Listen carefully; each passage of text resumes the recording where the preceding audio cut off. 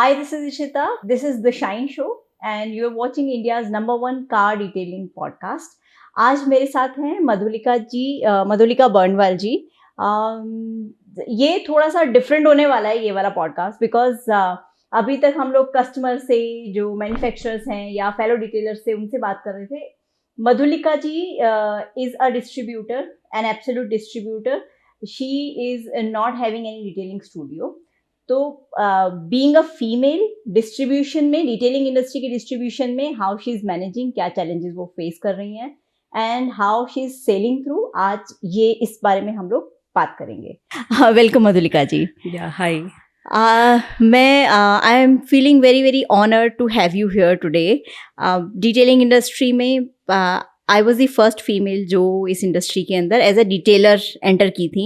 और मुझे जहाँ तक लगता है, मेरे पास एग्जैक्ट डेटा तो नहीं है, but you must be the first female distributor in the detailing industry in India. Yeah, you are right. I even think so. That I'm the first because one. I have not heard ना, इतने लोगों से I interact.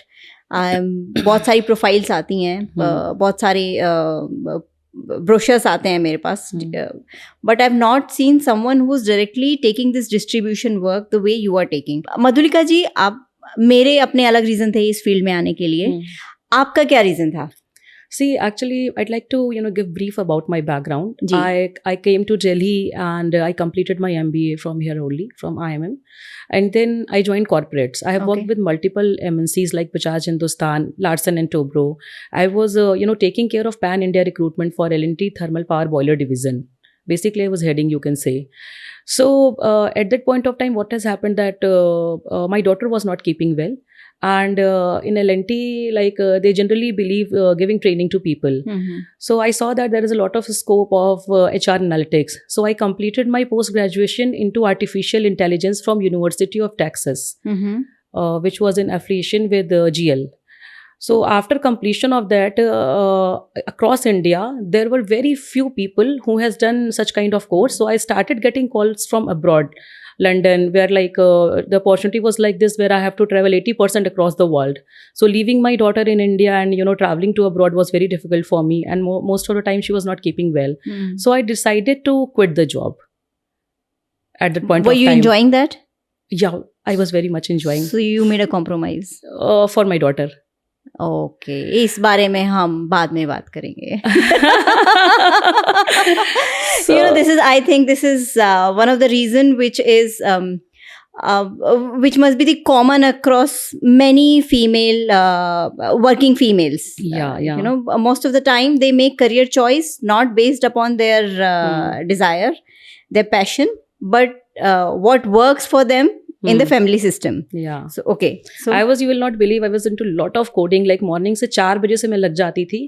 4 बजे से 8 बजे तक मैं coding में लगी हुई हूँ, learning lot of algorithm, Python, and reading lot about statistics and all. और इतने सारे work करके then I have to go to office, then coming back again, getting into that. So I have put lot of hard effort to complete this program post graduation in AI. It was very tough for me. So but ठीक है, I left and actually I shifted back to Lucknow because we had a Khadim store there, footwear. So earlier I thought कि I will run that store, but at that point of time COVID was there. And what has happened that one of my friend, he was opening up a door-to-door services in Noida. So he approached me for finance. Door-to-door services of detailing? No, not detailing. It's a washing. Okay. Simple washing. Yeah. Okay. He asked me for, making some investment into this. So I have been there. Then at that point of time, one chemical company was approaching him for the distribution. Okay. So I thought that due to the COVID, Khadim store, earlier Khadim store was doing fantastic. But after COVID, it was not doing so well. So I thought to give a try into distribution. So वहाँ से मैंने मेरी distribution की journey start हुई उस chemical brand से. And which was that brand? I'll tell you later on maybe. I don't want to name it right now. Okay. It was one of the very famous brand. Okay. So जब वहाँ से start हुआ, then मैं इस industry में enter हुई और फिर मैंने देखा कि यार ये तो बिल्कुल भी मतलब ऑब्वियसली फीमेल ओरिएंटेड नहीं है. फिर अच्छा what has happened then I have worked with CLP India also. It's a China Light and Power. I was based at Bahadurgarh plant. When I have been there, you will not believe it was under construction mode. सिर्फ चारों तरफ सिर्फ आपको brown field दिखेगी. There was not a single girl there. तो I was into HR there. मैं campus hiring जब मैंने करना शुरू किया तो मैंने प्रोडक्शन हेड को प्रपोजल यही रखा कि मतलब 50% फीमेल हायरिंग हम करेंगे. तो हमने GETs की हायरिंग 50% फीमेल करी और वहाँ पे अब प्लांट में ऐसा हो गया था कि 1 साल के अंदर अंदर चारों तरफ से फीमेल्स दिखती थी. ओके. तो मैंने सोचा यार तो आपने ये स्ट्रेटेजिक चेंज क्यों किया वहाँ पर? क्योंकि ऑब्वियसली फीमेल, अच्छा you will not believe, boiler इतना ऊंचा होता था और वो फीमेल्स इतने ऊंचे ऊंचे बॉयलर पे ट्राउजर और शर्ट पहन करके चढ़ के सारे काम करती थी. ऐसा नहीं है कि फीमेल कर नहीं सकती हैं, बट उनको अपॉर्चुनिटी नहीं दी जाती है ना. Mechanical engineering, you wanted to create an opportunity for them. Exactly. Okay. Mechanical engineering females भी करती हैं, सिविल इंजीनियरिंग फीमेल्स भी करती हैं, बट ऐसा उनको बोला जाता है यार कि ये मेल डोमिनेटिंग है, तुम्हारे लिए अच्छा नहीं है, you go into designing part. Why to go into designing part? तो जब मैं इस इंडस्ट्री के बारे में मैंने रीड किया तो मैंने ये देखा कि यार यहाँ तो फीमेल है ही नहीं. मैंने कहा तब तो घुसते हैं यार, देखते हैं क्या होगा. फिर जब मैं यहाँ पर घुसी तो ऑब्वियसली मुझे चैलेंजेस होते हैं, नो डाउट. जब मैं डिटेलिंग स्टूडियो पे विजिट करती हूँ काफ़ी चैलेंजेस होते हैं, वो मैं आपको बताऊंगी ग्रेजुअली. बट जब मैं घुसी तो मैंने देखा सीरियसली कोई फीमेल है नहीं और मुझे मज़ा आने लगा काम करके. तो कई लोगों ने मुझे सजेस्ट भी किया, यू चेंज योर प्रोफेशन. बहुत से लोगों ने सजेस्ट किया है, बट मतलब आई have not, obviously I am enjoying it very much. अभी आपके पास कौन कौन सी ब्रांड्स हैं जो आप कर रहे हैं? इक्षिता जी, इस टाइम पे like I am dealing with multiple brands. Let's start with first one, compounds, रूपस India. It is basically a Italian brand, and we are having distribution of apart from Meerut, we are dealing entire UP. And we all have mostly have international brands. We have another brand into vacuums, Vacmaster. It is again US based company.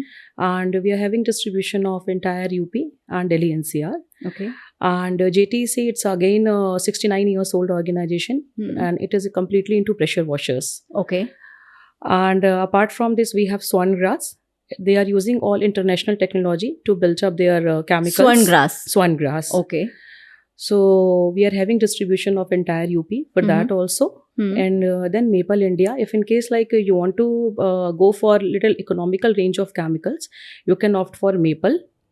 Then recently we have come up with tiles also. So our tiles quality is very good. Detailing studio tiles. Detailing studio tiles. Yeah. Detailing studio tiles. Okay. Then in PPF we are doing Tintin Orange, full-fledged. And interior pre-cuts we are doing for Inpano. They are doing the cutting in Lumar rolls, and now they are going to come up with Ivory also. The entire distribution process जो आपका detailing के product से है. तो आप जैसे लोगों के लिए हिंदी में एक शब्द है जिसको कहते हैं जुझारू. तो अब जब आप इस फील्ड में हैं, obviously yes I can go on and on about my experiences good and bad, और मुझे किस तरीके की चैलेंजेस फेस हुए. बट आज का पॉडकास्ट आपके बारे में है, तो हम ये बात करेंगे कि आपने किस किस तरीके से चैलेंजेस फेस करे इस डिस्ट्रीब्यूशन में, या क्या अपने स्ट्रेंथ, क्या सपोर्ट्स आपने देखी इसमें? देखिए, चैलेंजेस का तो मैं आपको बताती हूँ. I was there working with L and T में ना, जो अपने एम्प्लॉयज़ को बहुत पैम्पर करके रखा जाता है, बहुत पैम्पर, और स्पेशली गर्ल्स को, मतलब वो बिल्कुल हम उनके बच्चे जैसे होते हैं. और वर्क प्रेशर होता है, ऐसा नहीं वर्क प्रेशर नहीं होता है, बट इतना भी वर्क प्रेशर नहीं होता है. यू कैन ऑब्वियसली इन्जॉय, और हम लोग का एटमॉस्फेयर बहुत फ्रेंडली होता है.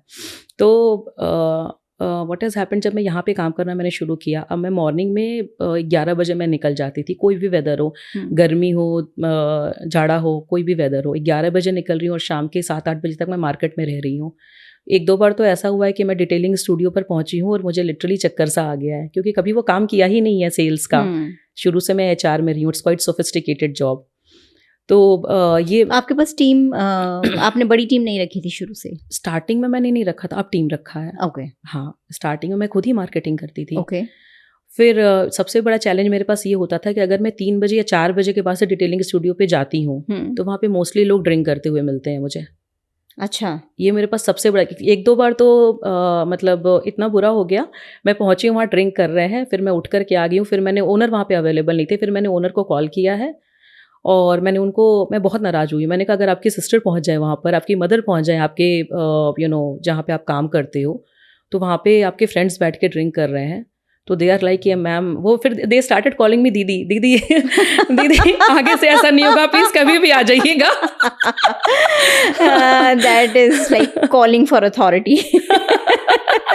सो ये आपने सिर्फ नॉर्थ में फेस किया? आप डिस्ट्रीब्यूशन नॉर्थ में करते हो, ऑल ओवर इंडिया करते हो? नहीं, सिर्फ नॉर्थ करते हो। तो ये प्रॉब्लम आपने नॉर्थ में फेस करी पर्टिकुलरली? हाँ। सबसे ज्यादा किस रीजन में आपने ये देखिए, मुझे तो एक्चुअली ये प्रॉब्लम नोएडा गाजियाबाद में भी मिली है, ये प्रॉब्लम मुझे लखनऊ में भी मिली है, कानपुर में भी मिली है। मतलब ऐसा कुछ नहीं है कि मुझे कोई पर्टिकुलर, क्योंकि मुझे ऐसा लगता है डिटेलिंग स्टूडियो का कल्चर ऐसा है कि 5-6 बजे के बाद से सब बैठ ही जाते हैं। तो जब हम नॉर्थ की बात कर रहे हैं, आप राजस्थान भी कवर करते होंगे, हरियाणा, पंजाब? हम एक्चुअली नॉर्थ की बात कर रहे हो तो हम उत्तराखंड कवर करते हैं इस टाइम पे, ठीक है, सारा यूपी कवर कर रहे हैं और इस टाइम पे दिल्ली एनसीआर कवर कर रहे हैं। अच्छा, तो पंजाब, हरियाणा, राजस्थान एंड हिमाचल, हरियाणा जम्मू कश्मीर वगैरह? Haryana we are covering. Okay, हाँ, बस इतना ही, अभी इतना ही एरिया कवर कर पाई हूँ मैं। अच्छा, इतना ही बहुत है मेरे लिए okay. अभी, but yes, gradually we are expanding. Okay, हाँ। तो ये सारे प्रोडक्ट्स के लिए, जितने भी प्रोडक्ट्स आप करते हो मोस्टली सब के लिए ये एरिया कर रहे हो या किसी प्रोडक्ट के लिए? नहीं, जैसे रूपस के लिए हम नोएडा और गाजियाबाद कर रहे हैं, लखनऊ, कानपुर कर रहे हैं, ये 4 एरिया स्पेसिफिक कर रहे हैं। बाकी जैसे आपको वैक मास्टर है, उसके लिए हम दिल्ली एनसीआर और एंटायर यूपी कर रहे हैं। ओनेक्स के लिए we are covering entire north India, and for Swangrass we are covering entire Uttar Pradesh. Maple we are covering Noida, Ghaziabad, Lucknow, Kanpur. For Tintin Orange? Or for Tintin Orange we are doing it entire Uttar Pradesh, including Noida, Ghaziabad. Okay. So ये आपका मतलब basically core area आप UP, Delhi, NCR ये आप handle कर रहे हो? हाँ जी, मेजरली। ओके, सो ये प्रॉब्लम आपने इधर ही फेस किया है? इधर ही फेस किया, मुझे उधर का बिल्कुल भी आइडिया नहीं है। और स्ट्रेंथ क्या नजर आई आपको, सपोर्ट क्या मिला इधर? From retailers or like from, I couldn't get your question. Yes, from the retailers. Market की हम बात कर रहे हैं अभी। हाँ. डीटेलर्स से या आपके फेलो कोवर्कर से जब आप गए बाहर? एक्चुअली देखिए, मैं जब मतलब इस इंडस्ट्री में उतरी ना, तो पहले तो मतलब लोगों को ये डाइजेस्ट नहीं होता था। अभी कल ही जैसे मेरी कस्टमर से बात हो रही थी, तो उस कस्टमर से ऑब्वियसली मैं कुछ प्रोडक्ट उसको पिच कर रही थी, तो he was also in some sort of distribution. तो पहले उसने अपने बारे में ब्रीफ किया एंड ही सेड कि मैम मुझे रेट्स अच्छे चाहिए। तो मैंने कहा कि रेट्स की तो कोई बात ही नहीं है। मैंने कहा कि देखिए, मेरा भी एक ऐसा डिस्ट्रीब्यूशन का बैकग्राउंड है। तो जब मैंने अपना ब्रीफ दिया तो पहले वो 2 मिनट रुक गया, फिर उसने बोला ये सब आप अकेले करते हो? तो मैंने बोला हाँ। तो फिर बोला अच्छा रुकिए, मैं आपको अपने बारे में और बताता हूँ। मैंने कहा यार हाथ हो गई है, मैंने कहा प्रोडक्ट पे बात कर लेते हैं, ठीक है। तो वो पता नहीं क्यों उसको ऐसा लगा कि बीइंग अ मेल वो शायद उसने कम बताया अपने बारे में। ये तो आपको मतलब sometimes people really get very very personal. They come up with very objectionable statements which are really uncalled for. करते हैं वो, मतलब ये, but if you are a female and if you are career oriented and if you know how to conduct yourself, आपको पता है इस तरह के लोगों को कैसे हैंडल करना है, तो वो तो हो ही जाता है। ऐसा नहीं लोग नहीं सपोर्ट करते हैं। हाँ, तो आप, और अच्छा एक्सपीरियंस क्या रहा आपका इधर नॉर्थ में? अच्छा एक्सपीरियंस ये रहा, जैसे अब मतलब मुझे ऐसा सुनने में आता है कोई मेल डिस्ट्रीब्यूटर जाता है तो उसको लोग प्रॉपर तरीके से चाय भी नहीं पूछते हैं, पानी भी नहीं पूछते हैं। व्हेन आई विजिट तो प्रॉपर ट्रीटमेंट मिलता है अच्छे से, बीइंग फीमेल ये सारे फायदे हैं। लोग अच्छे से बात करते हैं, पेमेंट वगैरह के लिए लोग क्लियर रहते हैं कि मतलब मैं कॉल करती हूँ तो बताते हैं कि मैम इस डेट का आपको पेमेंट आ जाएगी, और आती भी है वो ऐसा करके। हाँ, एक सॉफ्ट कॉर्नर, एक पोलाइटनेस फीमेल्स के लिए है। सो ये तो मुझे भी लगता है कि अगर एडवांटेजेस हैं, डिसएडवांटेजेस हैं, तो एडवांटेजेस भी हैं for being a female in this industry. मेरे साथ भी ये भी लगता है कि सामने से बंदा चीट नहीं करेगा। मुझे ऐसा लगता है कि फीमेल है, चीट नहीं करेंगी। मतलब मुझे ऐसा कई बार एक्सपीरियंस हुआ है कि मैम आप हिसाब बना के भेज देना, किसी बंदे ने काफ़ी माल उठा लिया, मैम हिसाब बना के देख लेना, भेज देना, तो मतलब वो पेमेंट कर देते हैं। ऐसा नहीं कि दे आर क्रॉस क्वेश्चनिंग कि मैम ये क्या है वो क्या है, ऐसा कुछ भी नहीं है, वो लोग पेमेंट कर देते हैं। तो समझ में आता है कि बंदी she has a good background and all, तो शी विल नॉट चीट ऐसा करके। तो ये जैसे मेरे साथ भी ये कई बार होता है। मेरे क्लाइंट्स आज I don't have any bad debts, मतलब ऐसा कभी भी नहीं हुआ कि पेमेंट्स रुकी हूँ, अटकी हूँ, या कोई बहुत आउट ऑफ द वे जाकर के ख़राब एक्सपीरियंस मैंने भी नहीं फेस किया।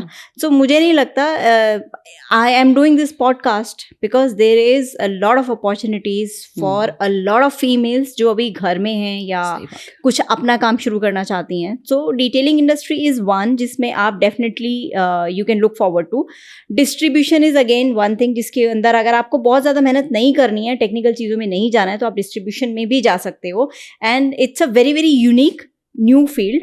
सो now I would like to know कि अब आपका कैसा एक्सपीरियंस है और अब आपको कैसा लग रहा है? देखिए, मुझे तो अब बहुत ही अच्छा फील होता है और काफ़ी सक्सेसफुल भी फील होता है, क्योंकि जब मैंने स्टार्ट किया था तो आई वॉज लिटिल पजल्ड कि मैं कैसे कर पाऊंगी, but seeing the entire turnover of mine, I feel कि मैंने सही आई made the right choice leaving L&T and joining my business.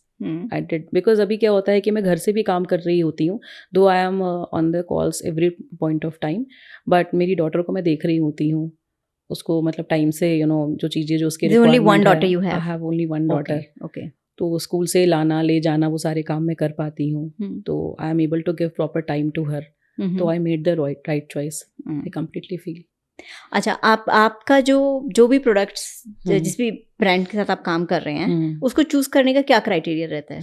देखिए, एक्चुअली क्या हुआ कि firstly let me tell you, we have started with Rupes. ठीक है, जब हमने रूपस करना शुरू किया लखनऊ कानपुर के लिए, फिर we started with Lucknow only. ठीक है, जब हमने 1 साल काम किया, फिर मैंने ही अप्रोच किया कंपनी को कि आप एक बार नोएडा गाजियाबाद दे करके हमें देखो। तो उनको थोड़ा सा अजीब लगा कि हम कैसे, she is sitting in Lucknow, how she will be able to manage in Noida Ghaziabad. उन्होंने 3 महीने के लिए दिया था हमें, बट आज इस बात को हो गए हैं 2.5 से 3 साल हो गए कि वी आर कंटिन्यूइंग विद रूपस ऐसा। फिर उसके बाद से जब मैंने देखा कि हम कंपाउंड्स में अच्छा कर रहे हैं, फिर कस्टमर की डिमांड आती थी कि मैम अगर केमिकल्स हो तो फिर आप प्रीमियम ग्रेड के केमिकल्स आप हमें प्रोवाइड करिए। तो फिर हम स्वर्ण ग्रास लेकर के आए। ओके। उसके बाद से व्हाट हैज़ हैपेंड कि मेरा एक कस्टमर था, he has given me feedback कि मैम ओनिक्स की जो कोटिंग है वो दुबई में बहुत ज़्यादा फेमस है और उसका जो ग्लॉसीनेस है that is very very high, तो आप एक बार ट्राई करके देखो। फिर I started doing research about this product, तो पता चला कि it has a presence in more than 100 countries. तो फिर मैंने ओनिक्स के जो इंडिया इम्पोर्टर हैं उनको ढूंढना शुरू किया। फिर हमने उनसे बात करी, अभी हम इंटायर नॉर्थ इंडिया में हम सप्लाई कर रहे हैं ओनिक्स का। तो फिर मैंने एक रेंज बढ़ाई सेरेमिक कोटिंग की। नाउ आई सॉ कि अब यार डिटेलर्स को और क्या चाहिए, तो फिर हम इस तरीके से PPF में घुसे, just the same way vacuums में, फिर प्रेशर वॉशर में। उसके बाद से अब हम डिटेलिंग टाइल्स में घुसे। अभी रिसेंटली हमने इंटीरियर प्रीकट्स लेकर के आए हैं, जो कि again a new technology, you know it very well, interior precuts. तो अभी हम वो कर रहे हैं, उसकी सप्लाई अभी मार्केट में बहुत अच्छी है। तो ये आपका, जब आप डिफरेंट डिटेलर्स से मिलते हो, उनके रिव्यूज़ के बेसिस पे कि ये वाली ब्रांड्स अच्छी हैं, उसके बेसिस पे आप लेते हो, या ये रिक्वायरमेंट है उसके बेसिस पे लेते हो, या आप गैप देखते हो कि ये वाला एक गैप है मार्केट में, ये प्रोडक्ट कोई नहीं कर रहा है और मुझे ये करना चाहिए? मतलब आप basically, I want to know कि आपकी, if it is not very objectionable और सीक्रेट टू यू, क्या स्ट्रेटजी रहती है to pick up any product? मतलब आप जैसे आपने बोला पहले आपने अपना मशीन्स की, कंपाउंड्स किए, उसके बाद कोटिंग्स की, उसके बाद आपने PPF किया, उसके बाद आप मशीन्स और जो प्रेशर वॉशर और एटसेट्रा इस सब में आए, वैक्यूम्स एटसेट्रा। तो step by step I can see कि आपने प्रोडक्ट्स बढ़ाए हैं अपनी डिस्ट्रीब्यूशन में, है ना? सो उसके लिए that's where I want to know कि आपने कैसे चूज किया उसको, मुझे अब ये ऐड करना है, मुझे अब ये ऐड करना है, मुझे अब ये ऐड करना है। एक्चुअली इसमें 2-3 तरीके होते हैं, पैरामीटर्स होते हैं। पहली चीज़ ये कि मैं आपको एक अपने लाइक बैकग्राउंड के बारे में बताती हूँ, जहाँ से मैं बिलोंग करती हूँ। मैं एक बहुत छोटे से शहर से बिलोंग करती हूँ, देवरिया। तो देवरिया में मेरे जो फादर का बिजनेस है वो 150 साल पुराना है। क्या करते हैं? बूटन साहू के नाम से है, और it's very well renowned form, और हार्डवेयर्स में काफ़ी फेमस है। और टाटा की जो एल्वेस्टर शीट्स की जो एजेंसी होती है, I think it's more than 50 years old, जो पापा के पास है मेरे। तो मैंने एक चीज़ देखा है कि पापा ने शुरू से एक्सक्लूसिविटी के साथ काम किया है, और पूरे उधर के एरिया में पापा का नाम है मेरे। और पापा दादाजी उनके भी फादर उन सब लोग का नाम था, क्योंकि we had a factory of iron and all, जो भी चीज़ें थी व्हाटएवर।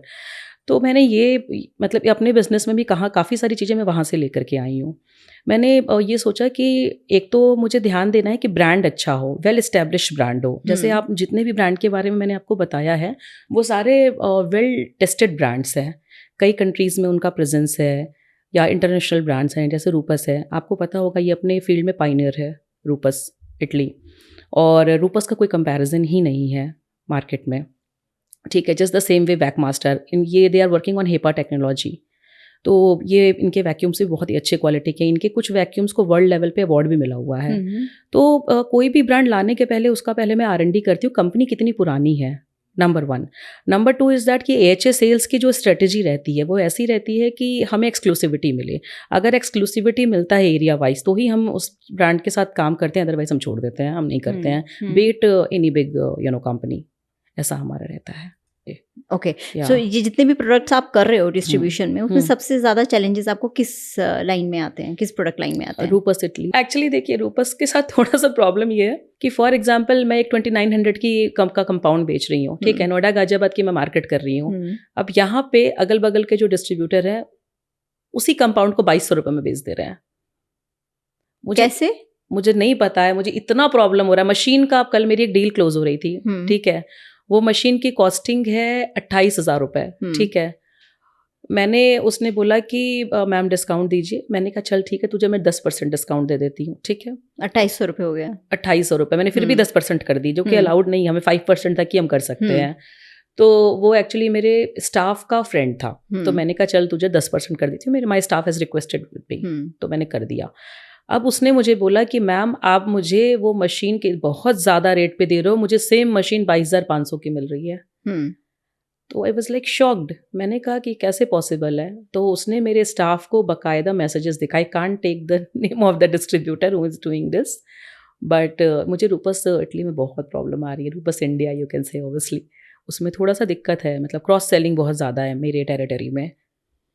अच्छा, मेरे टेरिटरी में या ऑल ओवर इंडिया में मैं कहीं भी बिजनेस कर रही हूँ, even you will not believe, सामने बैठा हुआ बंदा बोलता है, मैं डिटेलर से ऑन द टेबल बात कर रही हूँ, तो सामने बंदा मुझे दिखाता है। बट आप तो एक्सक्लूसिविटी में नहीं काम करते हो? एक्सक्लूसिव, वही तो बता रही हूँ, क्रॉस सेलिंग। अच्छा, okay, cross selling is there. Okay okay. तो जैसे कुछ ब्रांड्स पे हमारा कंट्रोल है, जैसे वैकमास्टर पे कंट्रोल है, JTC पे कंट्रोल है, ओनेक्स पे कंट्रोल है, आपका जो इंटीरियर प्री कट्स है उन पे कंट्रोल है, बट रूपस पे हमारा बिल्कुल भी कंट्रोल नहीं है, बिल्कुल भी कंट्रोल नहीं है। मैं एकदम परेशान हो जाती हूँ। सो बेसिकली आप ये कहना चाह रहे हो कि आपके पास में अगर एक्सक्लूसिविटी भी है, लेकिन अगर आपका ब्रांड के ऊपर कंट्रोल नहीं है, तो नॉर्थ इंडिया का मार्केट बहुत ज़्यादा चैलेंजिंग है, because people go into unfair trade practices, और वो हद से जो डिस्काउंट नहीं भी अलाउड है वो डिस्काउंट देकर के भी लैंडिंग से वो नीचे दे देते हैं। I am very much shocked कि कोई लैंडिंग से नीचे कैसे काम कर सकता है। बट वो उनका स्ट्रेटेजी क्या रहता है? उनका स्ट्रेटेजी ये रहता है कि जैसे हमने उनको रूपस के अलावा और भी मटेरियल देना है, तो वो इधर से ना कमा करके उधर से कमा ले। Okay okay okay. So but मैं वो नहीं करती हूँ। अच्छा, सो यू आर सेइंग कि जो बहुत अनफेयर प्रैक्टिस चल रही हैं उसमें ये है कि अगर कोई डिस्ट्रीब्यूटर है जो एक प्रोडक्ट करता है किसी एक कंपनी का, वो उसको लैंडिंग प्राइस से भी नीचे दे दे रहा है। हाँ, और उसके बाद वो इसलिए दे रहा है क्योंकि और जो बाकी प्रोडक्ट्स हैं उसमें वो मार्जिन निकाल लेगा। तो आप इस सिचुएशन में जब आप आते हो तो उसको कैसे काउंटर करते हो? देखिए, मैं ऑब्वियसली मैं पहले सोचती हूँ कि थोड़ा मार्जिन मैं भी कम कर लूँ, लेकिन मैं अब इतना मार्जिन तो नहीं कम करूँगी ना कि मेरे सैलरी मेरे स्टाफ की सैलरी निकालना मुश्किल हो जाए, मेरे जो ऑपरेशनल एक्सपेंसेस है वो निकालना मुश्किल हो जाए। अच्छा, कुछ डिस्ट्रीब्यूटर्स ऐसे हैं जो मुझे बहुत अप्रिशिएट करते हैं कि एक सर्टेन रेट के नीचे मैं जाती ही नहीं हूँ, भले मुझे काउंटर से उठ जाना पड़े, तो मैं काउंटर से उठ जाती हूँ, मैं नहीं करती हूँ। अगर सामने वाले को ट्रस्ट लगता है तो वो मेरे साथ काम करेगा, अदरवाइज मैं नहीं करूँगी उस पार्टनर के साथ काम। मेरा बड़ा सीधा सा फंडा है, क्योंकि अगर मैं 10 रुपये अर्न नहीं करूँगी तो मैं अपनी टीम को क्या दूंगी? मेरे भी घर के खर्चे हैं भाई, कोई मैं यहाँ पे सेवा करने थोड़ी ना निकली हूँ। Absolutely absolutely. तो इसके अलावा और कोई स्ट्रेटजी आपकी नहीं है? मतलब देखिए, स्ट्रेटजी में मैंने अभी जैसे कि रूपस में मुझे प्रॉब्लम आती है ऑब्वियसली, बट इसके अलावा स्ट्रेटजी मैंने यही अपनाई थी। मैंने आपको बोला ना, इसी वजह से हमने एक्सक्लूसिविटी के साथ काम किया। मैंने बिल्कुल वैकमास्टर से डील किया कि आप मुझे इस चीज़ की श्योरिटी दो कि हमारे अलावा कोई दूसरा बंदा अगर दिल्ली में ट्रेडिंग करेगा, आप उसका डिस्ट्रीब्यूशन कैंसिल करोगे। तो दे वर अग्रीड फॉर सेम। कोई भी मशीन आती नहीं है वैक मास्टर के बहुत सारे जो मेरे कॉम्पिटिटर्स हैं वो मेरे से अभी भी फ़ोन करके बोलते हैं कि मैम मुझे आप इसका डिस्ट्रीब्यूशन दे दो। मतलब कंपनी में उन्होंने ट्राई किया होगा, कंपनी से उनको नहीं मिला, फिर वो हमें भी अप्रोच करते हैं कि मैम दे दो, हम मतलब एरिया में करना चाह रहे हैं, बट हम नहीं देते हैं। Just the same way ओनेक्स, just the same way interior pre cuts in pano. तो बिकॉज रूपस आपकी फर्स्ट डिस्ट्रीब्यूशन लाइन में प्रोडक्ट रेंज थी, इसलिए आपसे थोड़ा सा जहाँ पे डिसीजन मेकिंग में या कॉन्ट्रैक्ट मेकिंग के अंदर थोड़ा ये रह गया कि एक्सक्लूसिविटी नहीं आया, या उन्होंने दिया ही नहीं? नहीं, एक्सक्लूसिविटी उन्होंने पूरा दिया है मुझे, और नोएडा गाजियाबाद का और लखनऊ कानपुर का एक्सक्लूसिविटी दिया है। कंपनी की तरफ से ऐसा कोई प्रॉब्लम नहीं है, लेकिन रिटर्न में उन्होंने दिया भी हुआ है कि आपका ये एरिया है। बट जो क्रॉस सेलिंग होती है ना, अब क्रॉस सेलिंग में क्या है कि कंपाउंड में आपके पास आई, ठीक है, आप डिटेलर हो, मैंने दूसरा डिस्ट्रीब्यूटर है आपको कंपाउंड दे दिया, ठीक है, और आपसे पेमेंट ले लिया 2100-2200 रुपये जो भी उसने लेना ले लिया। मैं वहाँ पे गई स्टूडियो पे, मैंने देखा डीए कोर्स रखा हुआ है, मैंने तो सप्लाई किया नहीं, कहीं से तो उसके पास आ रहा है ना। करेक्ट। अब मैं कंपनी को कैसे प्रूफ दूंगी कि वो डीए कोर्स मैंने नहीं दिया है? मेरे पास कोई प्रूफ देने का वो तरीका ही नहीं है ना, क्योंकि अगर मशीन है तो मैं सीरियल नंबर निकाल के दे सकती हूँ। मैंने मशीन का सीरियल नंबर निकाल के दिए हैं। एक डिटेलर से मेरे लड़के की थोड़ी सी बहस भी हो गई थी। मैंने लड़के को बोला वहाँ पर जाओ और चुपके से जाकर के मशीन का नंबर लेकर के आना। वो मशीन का नंबर लेकर के आया, और उसने फिर मैंने कंपनी में वीडियो रिकॉर्डिंग दिखाई, तो कंपनी ने बोला ठीक है हम इस बार वार्निंग देकर के छोड़ दे रहे हैं, ऐसा करके। लेकिन उसके बाद से मैं कोई ऐसा प्रूफ नहीं, मतलब I could not able to collect the proof. Product जो कंपाउंड्स एटसेट्रा होता है उसमें कोई सीरियल कोड नहीं होता है। बैच नंबर तो होता है उसके ऊपर, बैच नंबर से नहीं इतना बैच नंबर से ट्रेस नहीं इतना हो पाता है। We are catering very few % of market of Noida Ghaziabad. Maximum बाहर से ही माल आता है, मुझे ऐसा लगता है रूपस का। तो आज जब आप ये किसी भी ब्रांड के साथ, सपोज करिए कि हम यहाँ पे, क्योंकि हम बात रूपस की कर रहे हैं, रूपस स्पेसिफिक मैं क्वेश्चन करूंगी आपसे कि जब ऐसे किसी भी ब्रांड के साथ में आप काम कर रहे हो जिसमें आपके पास एक्सक्लूसिविटी भी है और उसमें एक बॉटम लाइन प्राइसिंग आपको दी गई है कि इसके नीचे आप नहीं जाएंगे, तो फिर भी अगर आप अनफेयर ट्रेड प्रैक्टिसेस फेस करते हैं मार्केट के अंदर, तो you don't approach the company, या कंपनी का क्या सपोर्ट सिस्टम रहता है फिर अपने डिस्ट्रीब्यूटर्स के लिए? सी फ्रैंकली टेलिंग बहुत ज़्यादा सपोर्ट नहीं है कंपनी से, क्योंकि अगर सपोर्ट रहता तो ये अनफेयर ट्रेड प्रैक्टिसेस कब की बंद हो चुकी होती। मैं उनको पिछले, बस उनका ये रहता है टारगेट्स बढ़ा दो, every time they talk about the target, but जो हम एक्सक्लूसिविटी की बात करें, they don't care about it. उनको ऐसा लगता है कि डिस्ट्रीब्यूटर तो कर ही लेगा, दैट वेज। और किसी ब्रांड में भी आप ये प्रॉब्लम फेस करते हो? नहीं, और किसी में नहीं। स्वर्णग्रास के owner, like he is a very genuine person. Tinton Orange के owner mister Mayank Agarwal, he is also very one of the gem person. तो मुझे और किसी भी इंडस्ट्री में अभी तक ऐसी प्रॉब्लम नहीं लगी। अनफेयर ट्रेड प्रैक्टिस की आपको प्रॉब्लम नहीं आती? नहीं, बिल्कुल नहीं। मशीन्स में भी नहीं आती है, केमिकल्स में भी नहीं आती है, और कंपाउंड्स में ही सिर्फ आ रही है, बहुत ज़्यादा आ रही है। I think we need to take it up with Rupes. हाँ, ये है। ये एक चैलेंजेस एक तरफ रहे। अब मैं आपसे जानना चाहती हूँ, आपका सबसे अच्छा एक्सपीरियंस इस फील्ड में क्या रहा? सबसे अच्छा एक्सपीरियंस एक्चुअली मेरे इस फील्ड में ये रहा कि एक बंदा है, उनके अपने यूएस में 2-3 स्टूडियोज़ हैं, तो वो यहाँ पर इंडिया में आए और वो सारे डिस्ट्रीब्यूटर्स से मिले, वो हमसे भी मिले, बट उन्होंने पूरा सेटअप हमसे लिया। यूएस में उनके 2 डिटेलिंग स्टूडियो होने के बाद से यहाँ पे उन्होंने दिल्ली एनसीआर का पूरा सेटअप उन्होंने हमसे लिया, स्टार्टिंग फ्रॉम डिटेलिंग टाइल्स से लेकर के pressure washer, vacuum, all compounds, chemicals, coating, सब कुछ हमसे लिया। तो वो मेरे लिए थोड़ा सा प्राउड की बात थी कि मतलब चलो मैंने उनको जो भी जेन्युइन लगा हो या जो भी चीज़ें लगी हों, तो मेरे लिए बहुत ये प्राउड की बात है। मुझे ये अपनी बहुत अच्छी सक्सेस फील होता है कि उन्होंने हमारे साथ काम किया, सारे डिस्ट्रीब्यूटर्स को छोड़ करके। तो अभी भी it's a regular business that you have with him ना? ओके। अच्छा, बिकॉज आप बहुत ज़्यादा ट्रैवल करते हो, बहुत ज़्यादा रिटेलर्स से मिलते हो, आई वांट टू नो कि एक सबसे बड़ा मिसकंसेप्शन डिटेलिंग इंडस्ट्री के बारे में लोगों के बीच में क्या है, स्पेशली डिटेलिंग प्रोडक्ट्स को लेके? मुझे ऐसा लगता है कि clinic plus is also a detailing product. which is not. लोग एक्चुअली देखिए ऐसा सोचते हैं कि जैसे कोई भी एक प्रोडक्ट उन्होंने परचेस कर लिया मार्केट से, डिटेलिंग प्रोडक्ट, अब वो ये सोचते हैं कि भाई उन्होंने तो रामबाड़ परचेस कर ली है, वो चाहेंगे कि इससे हार्ड वाटर मार्क्स भी रिमूव हो जाए, इससे ग्रीस भी रिमूव हो जाए।